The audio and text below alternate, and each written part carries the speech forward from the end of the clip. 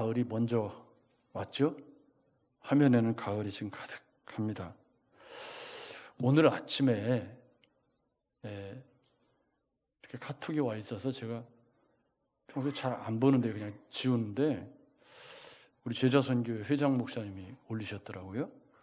그래서 카톡을 이렇게 열어서 읽어봤더니 이런 글이 길게 실려 있었습니다. 어떤 선생님이 일정이 없는 쪽지 시험을 보겠다고 학생들에게 종이를 나눠주셨습니다. 그런데 일반적으로 쪽지 시험을 볼 때 문제가 여기 써 있으면 이렇게 덮어가지고 나눠주잖아요. 그래서 이제 애들한테 다 쪽지 시험을 보겠다고 이렇게 나눠주었습니다.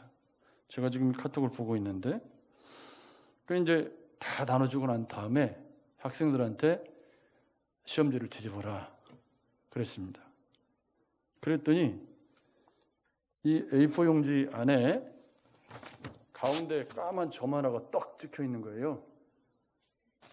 그러니까 이제 학생들이 당황해가지고 문제는 안 써 있고 까만 점만 하나 딱 찍혀 있는 거예요. 점이 한 1cm 정도 되는데 큰 점이. 그러니까 학생들이 당황해가지고 이게 무슨 문제인가 고민을 하고 있는데 아무튼 선생님이 그 점 하나를 찍힌 문제지의 문제를 풀라고 얘기를 하니까 학생들은 나름대로 이제 고민을 하면서 문제를 풀기 시작했습니다. 그 중에 한 학생이 쓴 답안지를 보면 점이 보입니다. 점은 검정색입니다. 점은 동그란 모양입니다. 점의 지름은 약 1cm 정도입니다. 점은 가운데 위치합니다. 점은 위에서부터 약 15cm 밑에 있습니다. 점은 아래에서 약 10cm 뒤에 있습니다. 뭐 이런 식으로 답안지를 써낸 거예요. 그래서 이제 선생님이 답안지를 이렇게 다 걷어가지고 글을 다 읽었습니다. 그러고 나서 선생님이 하시는 말씀이 나는 이 시험에 점수를 매기지 않을 건데 여러분이 쓴 글들을 다 이렇게 보니까 여러분들 누구도 점 하나만 주목했지 넓은 여백의 하얀 부분을 주목한 사람은 한 사람도 없네요 라고 말을 꺼내기 시작한 거예요. 그러니까 모두가 그저 가운데 점에만 집중했지 이 하얀 넓은 종이에 집중하지 않는 것처럼 우리 인생도 그렇다. 지금 코로나 시대에 온통 코로나에만 집중하고 문제가 생기면 문제에만 집중하지 그 문제는 점 하나, 이 A4 용지에 1cm 점 하나면 얼마나 작아요, 그죠? 그러면 이 넓은 면적, 이 용지 전체의 넓은 면적에 하얀 면이 얼마나 많은데 거기에 찍힌 점 하나에 몰입을 해가지고 인생을 스스로 망가뜨리고 파괴하고 부정적이고 어렵게 사는 그런 일들이 많다는 거죠. 그 여백의 점 주변을 보니까 그래도 건강하게 잘 살고 있고 큰 문제 없이 지금도 생활 잘 꾸려가고 있고 오늘도 걸어서 오셨잖아요. 지금 여러분 걸어오는 게 얼마나 큰 기적인데요. 내 발로 걸어서 오는 게 얼마나 큰 기적인데요. 우리 지금 강선덕 성도님이 우리 유덕자 권사님의 뒤를 이어서 집에서 이렇게 넘어지셔가지고 팔이라죠? 네, 팔. 저희 장모님도 집에서 지금 오늘 그래서 조금 병원에 갔다 와야 될 것 같은데 집에서 이렇게 뭘 하시다가 자빠지셨는데 왼팔이 지금 골절이 돼가지고 이렇게 힘을 연세가 드시면 피할 수 없어요. 우리 유권사님도 연세가 드시다 보니까 침대에서 이렇게 내려오시다가 삐그덕 하셔가지고 한참 고생하셨거든요. 아마 지금도 안 편하실 거예요. 인생에 수많은 상황들이 있고 삶이 있고 그런데 우리는 검은 점에만 몰두하면서 살아간다. 그게 이 이야기의 요점이었습니다. 그런데 오늘 제가 드리려고 하는 말씀은 신앙생활도 그렇다. 신앙생활도 어디에 몰두하면서 살아가느냐에 따라서 신앙생활의 길이 완전히 달라집니다. 똑같은 예수를 믿는데 굉장히 달라요. 여러분 그렇죠? 똑같이 교회를 다니고 예수를 믿는다고 하는데 사는 방법이나 생각하는 각도가 굉장히 많이 다른 사람들이 많이 있어요. 그런데 이 교회를 어렵게 만드는 단골 메뉴가 몇 개 있습니다. 성도들을 혼란스럽게 만드는, 그리고 이단들이 제일 많이 활개치는 그런 단골 메뉴가 있는데 그게 메시아와 재림과 종말에 관한 부분들이죠. 데살로니가 후서는 바로 이제 그 문제를 이야기를 하고 있는데, 이 데살로니가 후서 건강한 성도가 되어서 똑같이 예수를 믿고 참 행복하게 잘 살면 좋은데, 주님이 재림하신다는데 그러면 어떻게 해야 되는가? 먼저 죽은 사람들은 어떻게 될 건가? 뭐 이런 염려와 불안이 데살로니가 교회에 있었던 거죠. 그런데 그런 염려와 불안을 틈타고 온통 그것에 집중하게 만드는 미혹하는 자들이 데살로니가 교회에 있었다는 말입니다. 그래서 예수님 곧 오실 텐데 이 세상 일들이 무슨 의미가 있겠는가? 뭐 열심히 장사하고 뭐 직장 다니고 결혼하고 공부하고 뭐 운동하고 뭔 쓸데가 있나? 곧 오실 텐데. 그러면서 무의도식하는 사람들이 생겨나고, 생각이 그렇게 되면 그렇게 삽니다. 여러분 맞죠? 생각이 그렇게 되면 그렇게 살게 돼 있어요.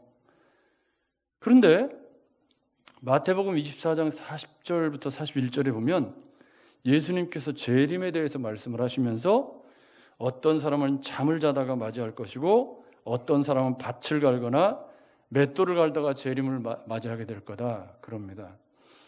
이게 무슨 얘기냐면 지구가 이렇게 자전과 공전을 하기 때문에요. 여기가 지금 우리가 11시 20분이면 미국 로스앤젤레스는 몇 시죠? 아무튼 모르겠어요. 아무튼 우리하고는 좀 달라. 거기 밤일 거예요 아마.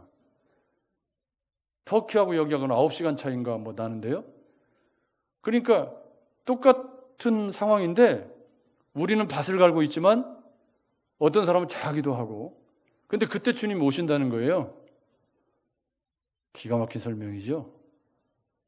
우리 주님도 자전거 공전을 알고 계셨는지 모르겠지만 지극히 현실적인 얘기거든요. 근데 이거를 획일화시켜서 자꾸 얘기하는 사람들이 있잖아요. 오늘 우리가 살펴볼 읽은 말씀은 두 가지 주제가 선명하게 드러나요. 첫째는 뭐냐면 9절부터 12절까지 미혹하는 자들, 그러니까 대적하는 자들이 행하는 일들과 그를 따르는 사람들의 결말에 관한 이야기가 9절부터 12절까지 쓰여져 있고요. 그 다음에 이제 8절, 4절부터 8절까지, 그러니까 5절부터 8절이죠. 정확하게는 5절부터 8절까지에는 막는 자가 있다. 지금 현재 우리가 살고 있는 이 세상에 적그리스도가 활개치지 못하도록 막는 자가 있다. 그리고 그 주님이 다시 오시는 날 그 적그리스도는 풀려났다가 완전히 심판을 받게 될 것이다 라고 하는 요한계시록의 사상과 일치된 이야기가 나오고 있습니다. 그런데 이 두 가지 주제를 관통하고 있는 것이 뭐냐면 우리가 사는 이 세상에는 미혹하는 자가 있다는 거죠. 그러니까 무슨 영 예수하고 상관이 없는 미혹하는 자면 상관이 없어요. 근데 예수를 믿는다고 하면서 우리를 미혹하는 자들이 있다는 거예요. 여러분 맞죠? 그러면 예수를 믿는 사람이 우리를 왜 미혹할까요? 건강한 예수를 믿게 하고 영원한 천국으로 우리를 인도하고, 그리고 우리로 하여금 주님이 기뻐하시는 삶을 살도록 하기 위해서 우리를 미혹할까요? 아니면 자기들 배를 불리고 다른 어떤 반사 이익을 얻기 위해서 미혹할까요? 모르긴 해도요, 우리 옛날에 그 이장님 씨 갖다가 바친 재산 사람들이 주님 언제 오신다고 해서 집 다 재산 정리해가지고 갖다 바쳤잖아요. 그거 환수했을까요? 바친 사람들이 되돌려 받았을까요? 그러니까 사실은 모든 그런 그 미혹하는 자들의 배후에는 다 탐욕의 문제가 있고 사리사욕의 문제가 있죠. 그것만 정확하게 보셔도 건강한 교회, 건강치 못한 교회, 잘못된 교회, 좋은 교회를 알 수 있어요. 여러분 맞죠? 근데 이 대적하는 자들 4절 말씀에 보면 그는 대적하는 자라 신이라고 불리는 모든 것과 숭배함을 받는 것에 대항하여 그 위에 자기를 높이는 자다. 여기 대적하는 자, 호 안티케이메노스라는 말인데 여기 안티라는 말이 보이시죠? 안티. 이 안티라는 말은 여기 화면은 안 나가죠? 네, 그냥 주보의 원고에. 네, 안티. 그러니까 이 말이 무슨 얘기냐면 하나님께 반대하는 세력, 그 말이라는 뜻이에요. 그래서 하나님께 적대하는 마음을 가진 혹은 하나님 위에 자기를 두는 자들입니다. 그런데 중요한 건 이런 대적하는 자들의 하수인들, 그들이 쓰는 단골 메뉴가 뭐냐, 이게 중요합니다. 9절 말씀을 보십시오. 악한 자의 나타남은, 그러니까 이 악한 자는 하수인들이에요. 나타남은 사탄의 활동을 따라. 그러니까 악한 자의 뒤에 누가 있어요? 사탄이 있어요. 근데 악한 자가 나타날 때 그 뒤에 배후에 있는 사탄의 능력을 따라서 뭘 하냐면 모든 능력과 표적과 거짓 기적과 불의의 모든 속임으로 그럽니다. 여기 거짓 이적 기적과 할 때 이 거짓이라는 말을 우리 개역성경에서 뒤에만 붙여놨는데 문맥으로 보면 거짓 표적과 거짓 능력과 거짓 기적과 이렇게 읽어야 맞다고 학자들이 얘기를 해요.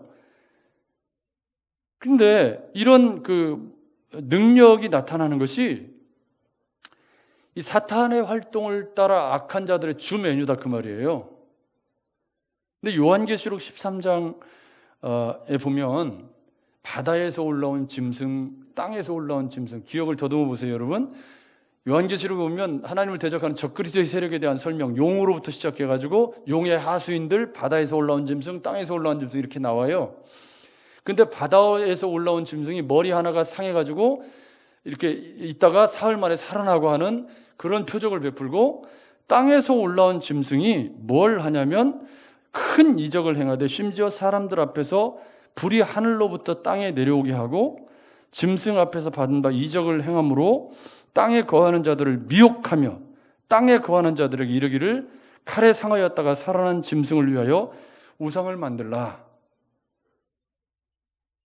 그러니까 이 사람들의 악한 자의 나타남은 말씀으로 나타나는 게 아니라 뭘로 나타나죠?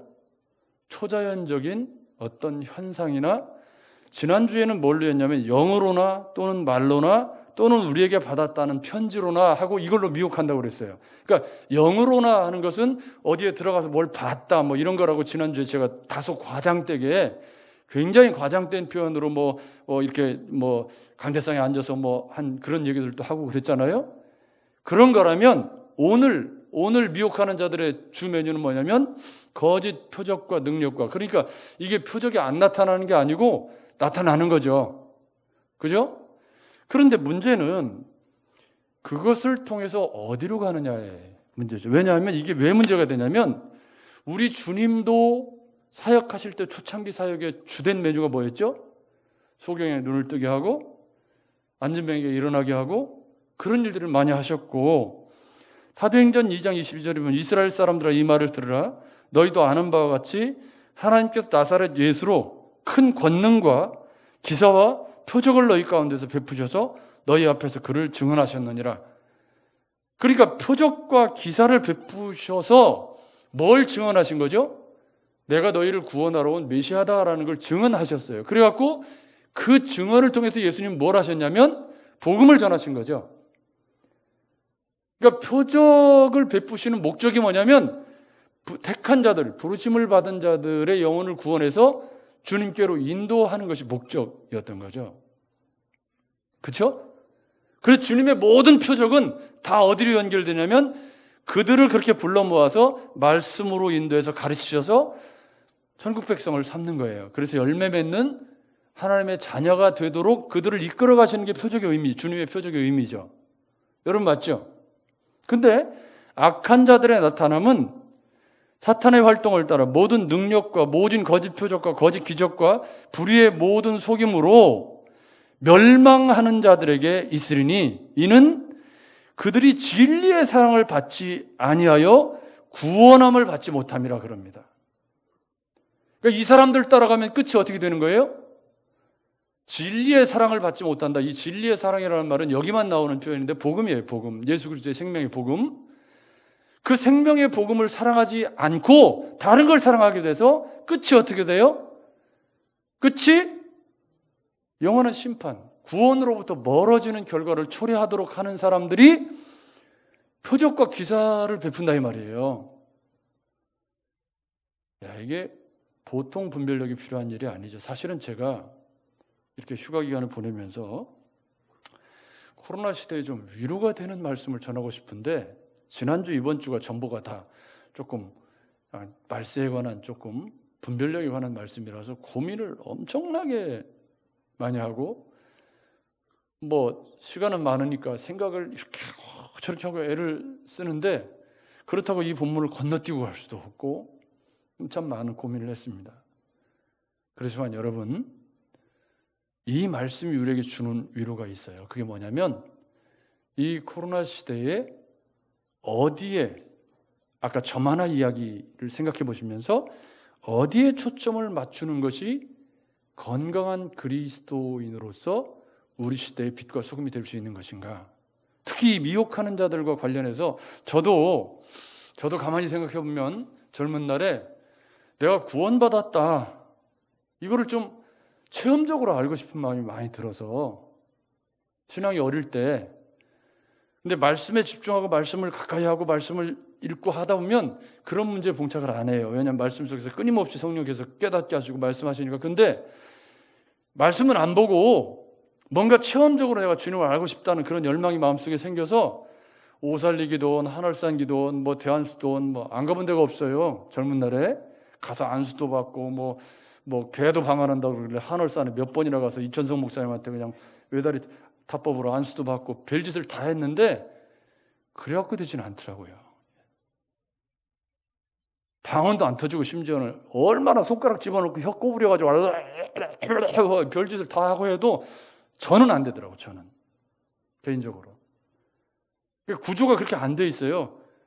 참 웃지 못할 일은 대한수도원에 가서 제가 이렇게 앉아서 이제 그 집회에 참석하고 있는데 그 앞에 인도하시는 분이 나보고 성령 받았다고 성령 좀 추라고 그러는데 나는 받은 일이 없어.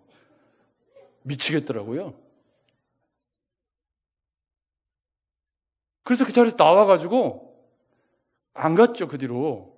근데 제가 그 문제를 언제 해결받았냐면 참 아이러니하게도 총신 제자선교회 가서 성경 공부 다시, 인간과 하나님, 오학신 팔지침, 성경 기초 공부를 다시 하면서 오메 내가 지엽적으로 알았던 게 연결이 딱 되는데 그제서야 이게 진짜구나 하고 깨달아지더라고요. 근데 지금 본문이 하는 얘기가 똑같아요. 여러분 보십시오. 이 사단의 미혹하는, 대적하는 악한 자들, 대적하는 자, 미혹하는 자 똑같은 그 하수인들이에요. 사단의 하수인들. 그들의 주 메뉴가 뭐냐면 다 눈에 보이는 거예요. 표적과 기사와 영으로 보았다는 거죠. 여러분, 그것들을 통해서 우리가 어디로 가야 돼요? 건강한 기독교라면 그것들을 통해서 방언을 하고 은사를 체험하고 입신을 하고 삼층천을 갔다 오고 좋은데 그 삼층천에 갔다 온 삶을 통해서 우리가 어디로 가야 되죠? 생명의 복음으로 가야 되죠. 성령의 열매를 맺는 삶으로 가야 되고 이 사회를 조금이라도 이롭게 하고 우리 주님이 미랄이 되셔서 섬기셨던 것처럼 이 사회를 섬기는 모습으로 우리의 삶이 그렇게 흘러가야 정상적인 거예요. 그게 복음이죠. 여러분 맞죠? 여러분 성경을 읽어보시면 성경에 이렇게 살라는 말씀이 훨씬 더 많아요. 여러분 맞죠? 그러면 올바른 복음은 어떻게 해야 되냐면 기도원을 가든지 어디 가서 은사를 체험하든지 다 좋은데 그 은사들로 시작해서 그걸로 끝나면 그건 기독교가 아닌 거예요. 여기 오늘 미혹하는 자들은 그렇게 끝나는 거예요. 여러분 맞죠? 그런데 주님이 얼마나 심각한 말씀을 하시냐면요. 10절, 11절 보십시오. 12절. 그들은 진리의 사랑을 받지 않았다. 이 말은 진리를 사랑하지 않는다는 말이에요. 복음을 사랑하지 않아요. 말씀 읽는 건 너무 복잡하고 제가 모든 지금 그 자료들이 PDF로 다 되어 있고 다 아래 한글로 작성이 되어 있어서 컴퓨터 하나만 있으면 설교 준비를 거의 하는 편이기 때문에 요즘에는 책을 잘 볼 일이 없어요. 근데 모처럼 우리 큰아들이 그 석사 논문을 썼다고 그래서 이건 좀 읽어줘야 될 것 같은 생각이 들어가지고 제 전문 영역도 아닌데 뭐 SNS 중독과 뭐 자기 불일치 뭐 그런 논문을 제가 이제 이렇게 식탁에 앉아서 읽기 시작했습니다. 읽다 보니까 재밌더라고요. 그래서 막 한참 읽으려고 그러는데 가다가 끝났어요, 금방. 그래가지고 아들하고 이제 이렇게 얘기를 하면서 의사소통 불안이라고 하는 이것이 그 뭐 SNS 중독으로 자기를 끌고 간다는 뭐 그런 내용. 그래서 뭐 이렇게 SNS 중독이 뭐 자아실현과 연결된 그런 개념으로 글을 썼는데 아무튼 제가 그 글을 읽으면서 참 오래간만에 책을 읽는구나 내가. 제가 이 얘기를 왜 하냐면 우리가 성경을 읽기가 어려운 시대가 되었어요. 전부 다 휴대폰으로 다 보고 노트북으로 하고 그러니까 이게 이 텍스트로 된 글을 읽는 것이 생소하고 어려운 시대가 되었죠. 그게 재앙인 거예요. 말씀으로부터 멀어지고 그리고 직물적이고 눈에 보이는 것만 추구하는 신앙생활이 되면 결론이 어떻게 되면 진리의 사랑을 받지 못하는, 그러니까 말씀을 사랑하지 않는 거죠. 이게 굉장히 심각한 거예요. 그러니까 여기 진단에 보면 진리의 사랑을 받지 아니하여 구원함을 받지 못함이라 그래요. 그러니까 그 길로 쭉 가면 뭐예요? 주님과 상관이 없는 기독교가 나온다. 그걸로만 가면, 표적과 이적과 뭐 이걸로만 계속 가면 그쪽에는 주님하고 상관이 없다. 그런데 11절 말씀 보십시오. 이러므로, 여러분 같이 읽어볼까요? 시작. 이러므로 하나님이 미혹의 역사를 그들에게 보내사 거짓 것을 믿게 하심은 진리를 믿지 않고 불의를 좋아하는 모든 자들로 하여금 심판을 받게 하려 하심이라. 아멘. 무서운 말씀이죠. 여러분 성경에서 이런 표현은 그냥 놓아두었다로 읽으셔야 돼요. 그죠? 하나님이 적극적으로 개입하셔서 그렇게 하도록 하셨다가 아니라 그런 것들을 좋아하는 사람이 그쪽으로 흘러가는데 그냥 놓아두셨다. 그게 하나님의 징계예요. 여러분 잘못 가고 있는데, 자식이 잘못 가고 있는데 야단을 안 치면 자식을 그냥 놓아둔 거죠? 여러분 맞죠? 그게 얼마나 무서운 징계이며 저주인가요? 그러니까 부모가 자식을 사랑하면 잘못 가면 야단을 치죠. 자식 입장에서 이렇게 고가울 수 있지만 사랑하기 때문에 야단을 치는 거 아니에요. 여러분 맞죠? 근데 하나님이 그들을 그냥 놓아두시는 경우가 있다는 말이에요. 침묵하시는 경우가 있고, 그 하나님의 침묵이 뭐냐면 진리를 믿지 않고 불의를 좋아하는 자들이란 말이에요. 진리의 사랑을 받지 않고 진리를 믿지 않고 불의를 더 좋아하는 그런 성향을 가진 사람들은 그대로 그냥 하나님 놓아두셔서 심판을 받게 하신다. 무서운 말씀이죠. 그러니까 악한 자들의 나타남은 사탄의 활동을 따라 모든 능력과 표적과 거짓 기적과 불의의 모든 속임으로 멸망하는 자들에게 있는데, 그들을 따르는 사람들, 그래서 진리의 말씀보다 그것을 더 좋아하는 사람들은 그걸 더 좋아하게 하나님이 그냥 내버려 두신다는 거예요. 그 결론이 어떻게 되죠? 심판을 받아. 이렇게 되는 거예요. 그러니까 사실은 이 말씀이 굉장히 심각한 말씀이죠. 여러분 맞죠? 저는 똑같은 예수를 믿는데 초점을 어디에 맞춘 거예요? 까만 점에 어떤 점에 맞춘 거죠? 표적과 이적과 기사에다 초점을 맞춘 거예요. 신앙생활의 표적을. 그런데 거기에는 우리 주님이 베푸시는 것도 있지만 악한 자들이 베푸는 거짓 기적도 있는데 이걸 분별하기 어려워요. 그럼 이게 올바르게 분별이 되려면 어디로 와야 되죠? 이 표적을 통해서 어디로 가야 돼요? 우리가 진리의 말씀으로 나가야 돼. 여러분 맞죠? 건강한 표적은, 여러분 옛날에 어떤 목사님이 이렇게 설교에다 글을 쓰셨어요. 근데 어떤 분이 사진을 여러 장 보내 오셨대요. 근데 사진에 뭐 이렇게 찍었는데 거기에 이것은 성령의 모습을 찍은 거다. 이건 예수님 사진이다. 이건 사탄의 모습이다.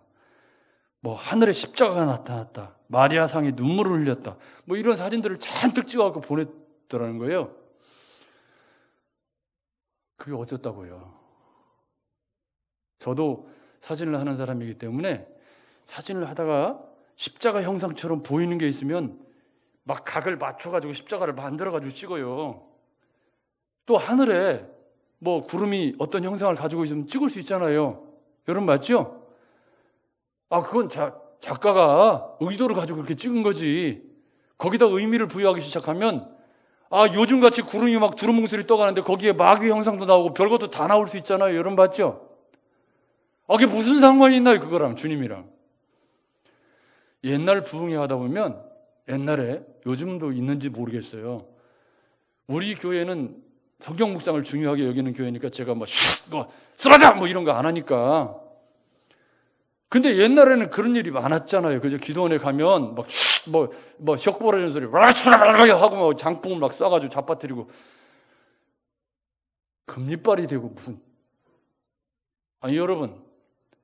장풍 쏴서 사람 자빠지는 거랑 예수 믿고 구원받는 거랑 무슨 상관이 있나요?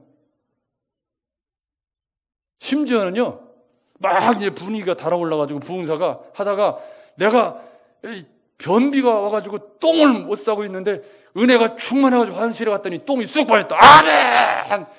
이게 무슨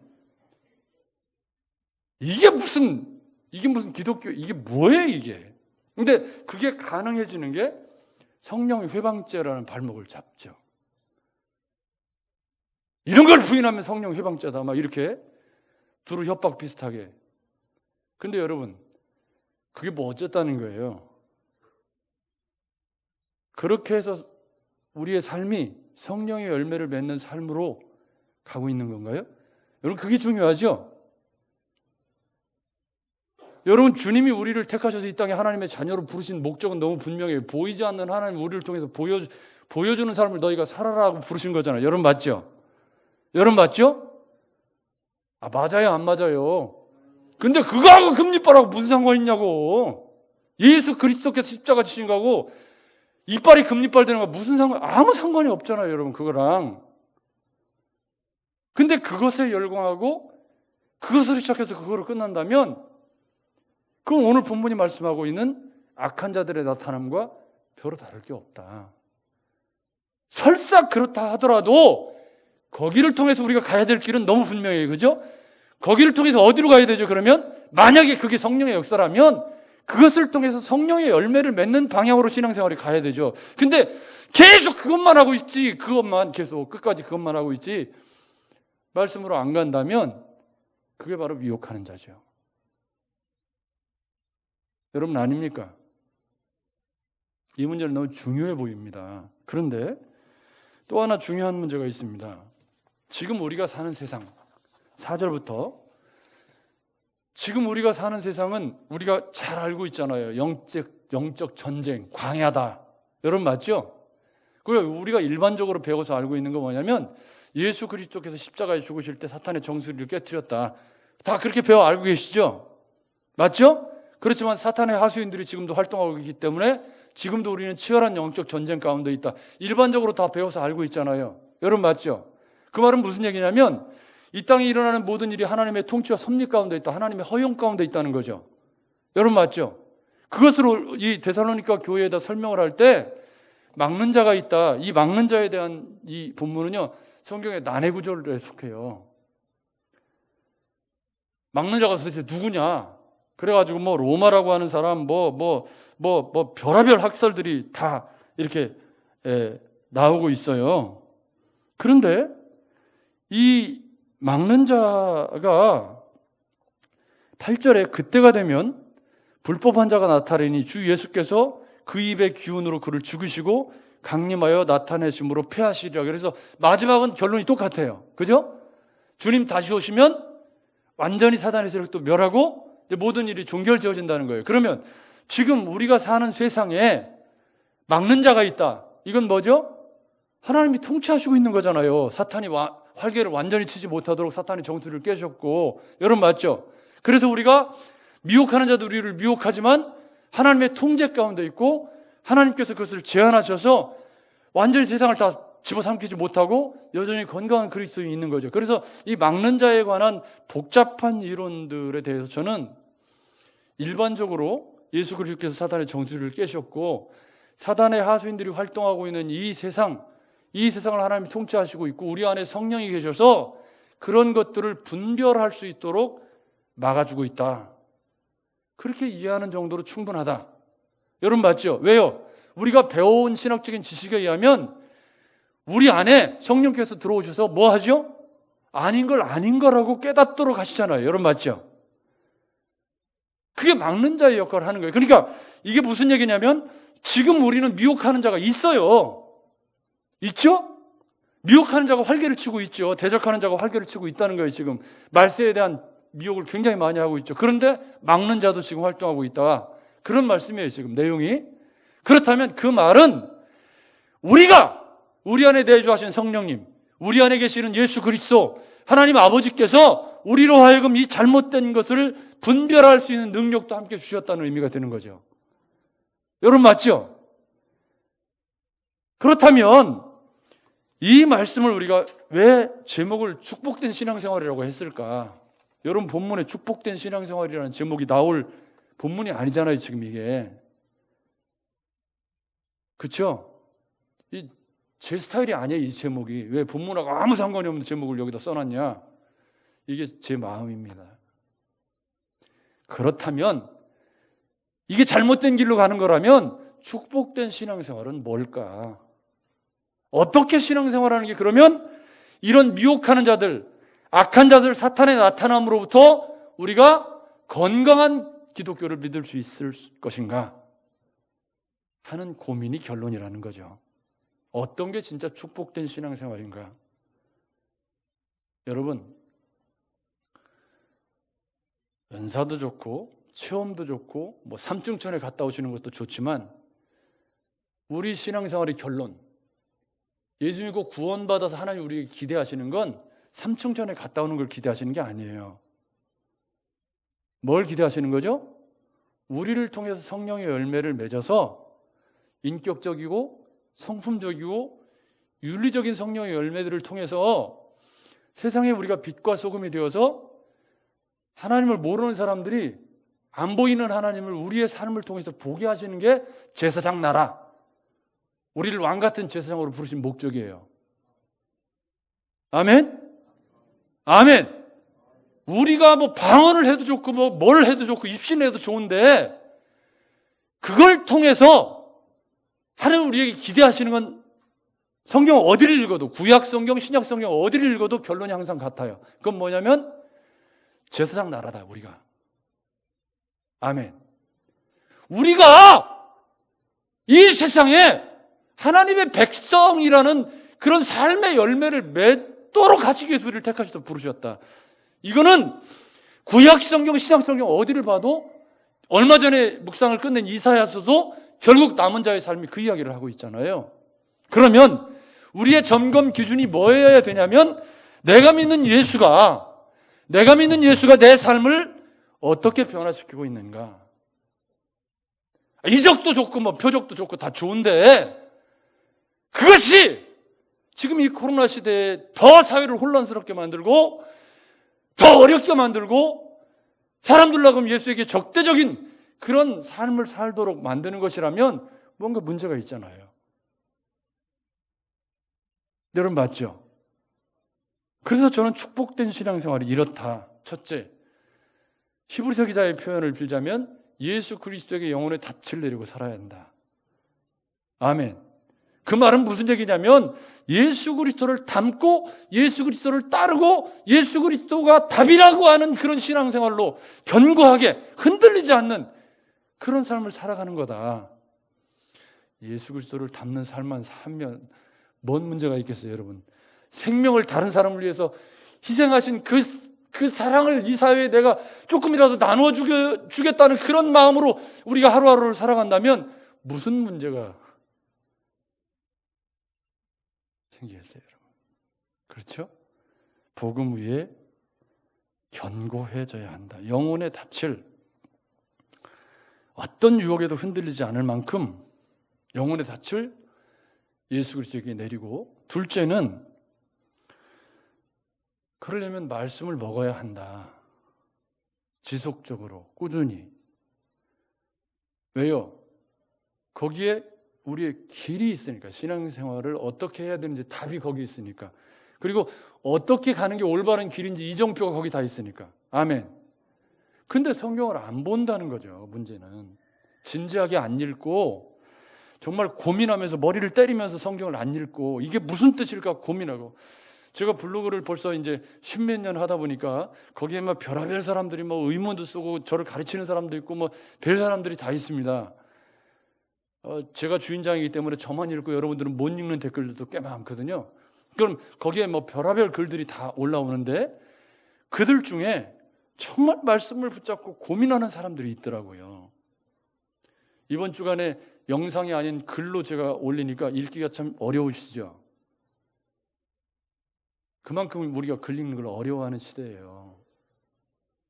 논리를 막 따라서 막 읽기가 막 머리를 때리면서 이게 무슨 뜻인가 막 고민하면서 그렇게 읽고 하는 그런 노력을 하지 않으면, 말씀이 그냥 성령께서 갑자기 눈을 열어서 확 열리고, 물론 그러면 얼마나 좋겠어요. 근데 그럴 때도 있지만 그건 밑에가 많이 기초가 깔려서 점점 깨달아지는 거예요. 아무 노력도 않고 말씀이 저절로 다 깨달아진다? 뭐 그런 사람도 있기는 있겠지요. 그렇지만 다 그렇지는 않아요. 여러분 맞죠? 혹시 여러분 중에 그런 분 계세요? 성경이 창세기부터 계시록까지 갑자기 기도하는데 갑자기 영혼이 빵 열려가지고 막 쫙, 그건 거짓말일 확률이 굉장히 높아요.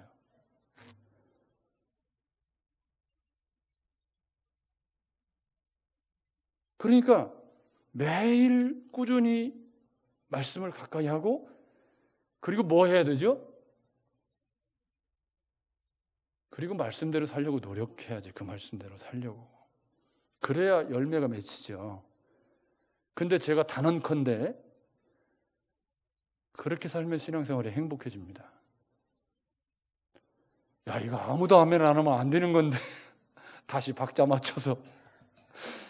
여러분, 그렇게 살면 신앙생활이 행복해져요. 이걸 강의에서 답을 들어야 되니 내가 참. 여러분, 말씀대로 살려고 하면 신앙생활의 맛과 멋과 행복이 거기에 있어요. 그런 노력을 하지 않으면 그런 만족을 몰라요. 내가 나누고 베풀었을 때 그 느끼는 그런 희열과 감격, 내가 누군가에게 섬겨서 그 사람이 위로받았을 때 내가 느끼는 그런 희열과 위로를 경험해보지 않으면 모르잖아요. 근데 그게 자기 분이 다 필요해요.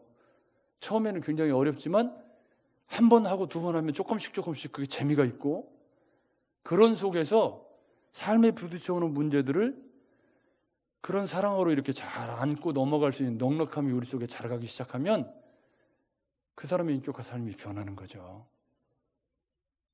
이게 저는 축복된 신앙생활이라고 생각해요.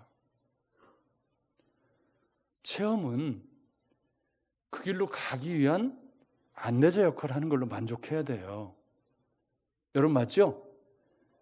거기서 그 체험 굉장히 소중한 거지만, 그것을 통해서 말씀으로 들어와서 말씀을 통해서 성품과 윤리와 삶으로 세워져가는 삶으로 가는 게 목적이지, 그것이 시작과 끝이 되면 그건 신앙생활이 아니에요. 오늘 본문에 미혹하는 자들이 주로 쓰는 메뉴란 말이에요. 그게. 여러분, 다시 처음에 점리하기로 돌아가 보겠습니다. 여러분은 어디에 집중하십니까? 여러분의 신앙생활이 어디에 집중하고 계시나요? 내가 믿는 예수, 나는 예수 믿고 구원받아서 하나님의 백성으로 살아갈 때 어디에다가 모든 초점을 맞추고 내 신앙생활을 끌고 가고 있느냐? 그것이 말씀이어야 한다는 거예요. 어떻게 하든지 매일 말씀을 읽고 거기에 그 말씀대로 살기 위한, 그래서 부르심에 합당한 성령의 열매를 맺는 그런 삶을 조금이라도 살고 늘어가고 그 삶이 커갈 때 그때 느끼는 신앙생활의 행복, 그게 뭐다? 축복된 신앙생활. 저희 집에 비가 새서요, 알고 봤더니 이 집이 오래전에 지어져 가지고 외벽 쪽에 공사가 완전히 막 엉망으로 돼 있더라고요. 그리고 관리실에 전화를 했더니 그건 세대가 할 일이지 그걸 우리가 왜 해주냐고 막 그러더라고요. 그래서 우리 교회에 또 우리 전문가가 있잖아요. 어느 날 호련히 나타나서 얘기를 했더니 저도 없는데 어느 날 호련히 와서 실리콘을 빠박 싸주고 갔어요. 엊그제 비 많이 왔잖아요. 그래가지고 혹시 새나 하고 내가 딱 매 눈으로 딱 봤더니 안 새. 야, 전문가의 손길이 참. 볼 때마다 제가 감사하잖아요. 그분 생각하면서 야, 참 감사하다. 함께 사는 게 뭐 별건가요? 예수 믿고 구원받아서 우리가 복되게 살아가는 건 그렇게 서로 좀 돕고 위로하고 나누고, 물론 그게 직업인데 무조건 와서 공짜로 목사니까 해라! 뭐 이렇게 말하는 건 도둑놈이죠. 그래서는 안 되는 거고. 사랑하는 여러분, 참 미혹 많은 세상입니다. 그리고 시끄럽고 소란스러운 세상이에요, 요즘에. 그죠? 우리가 어디에 집중하고 어디에 초점을 맞추고 살 것이냐 다시 결정하십시오. 그래서 이 속상하고 시끄러운 세상 속에 내가 이 더 시끄럽게 만드는 그리스도인으로 살 것이냐, 아니면 이 시끄러운 세상 속에 조금이라도 위로가 되고 누군가에게 격려가 되는 그런 그리스도인으로, 보이지 않는 하나님을 드러내는 그런 존재로 살 것이냐. 누구의 선택입니까? 여러분의 선택입니다. 그래서 이 한 주간도 또 가을 장마가 시작이 된다고 그래요. 우리에게 부닥쳐오는 수많은 문제들과 어려움들이 있을 때 나는 어디에 초점을 맞추고 신앙생활을 하고 있는가 끊임없이 물으시면서 축복된 신앙생활을 하셔야 합니다. 축복된 신앙생활 쪽으로 신앙생활의 방향을 분명하게 잡으셔야 합니다. 그리고 요동하지 마셔야 돼요. 그리고 성실하게 꾸준히 매일 조금씩이라도 해 나가셔야 합니다. 그러면 분명히 하나님께 주시는 위로와 하나님께 주시는 평강과 신앙생활의 기쁨과 감격을 맛보실 수 있을 줄로 믿습니다. 좋으신 하나님,